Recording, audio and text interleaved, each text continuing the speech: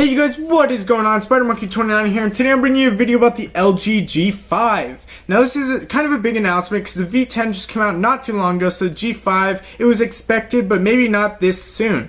Now with that being said, I do not have any videos about this phone. I just have pictures for you guys, and I'm sorry about that, but I am in my house in Washington State. We don't have anything cool going on here, so I gotta go with what I got. If you don't like pictures, you can close your eyes, listen to my voice, and maybe it's soothing enough that you can fall asleep, but I highly doubt that. But let's get started to the information.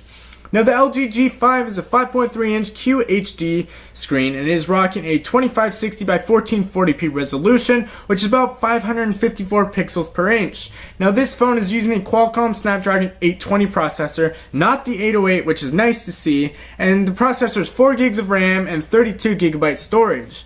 Now this phone is going to be running Android 6.0 or Marshmallow when you get it, which is really nice to see because the V10 still has not had that update. Now there is going to be a fingerprint scanner on the back, which is nice. A lot of people do like that feature. Now this phone's going to have a removable battery, but it's kind of weird. It's not just you pop open the back. You actually pull off the chin of the phone, as they're calling it, which is going to be the bottom section of your phone. You can pull that straight off and the battery will come out with it. And that's kind of, I don't know, it's unique, but there's reasoning behind it, and I'll get into that in a second.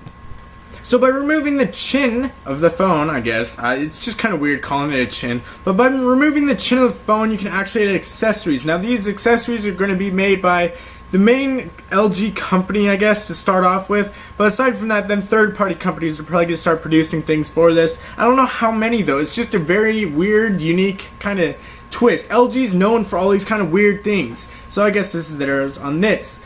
So basically, one of the modules that you can add to the bottom of your phone is going to be a Cam Plus. Now that's what it's called, Cam Plus. Now this will add a grip, physical buttons, shutter, record, and zoom all to your phone, so when you hold it sideways, it's like you're holding a camera. It's kind of cool, but I just don't really see much use for this.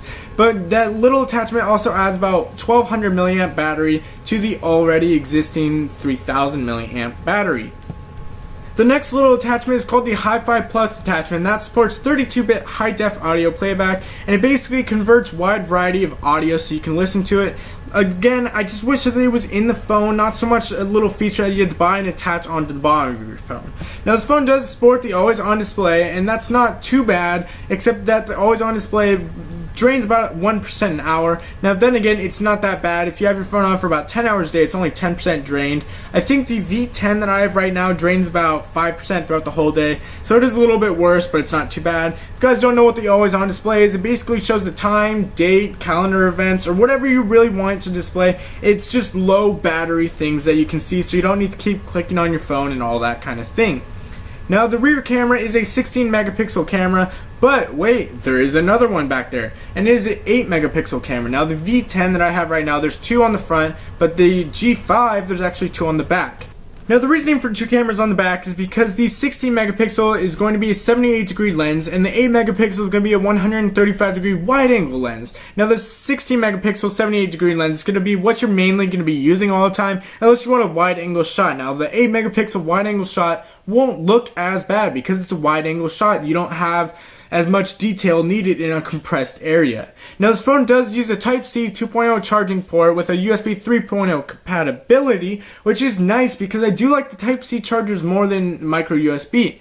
Now this phone's also going to have Bluetooth 4.0, and it is going to come in silver, Titan, gold, and pink. Now this phone does not have an official release date yet, but we do believe it will come out about early April to compete with all the other phones coming out. If you guys have any questions, please leave them down below. I will answer them to the best of my ability. If I missed anything, please leave it down below, inform everyone else watching this video, and I hope you guys have a great day.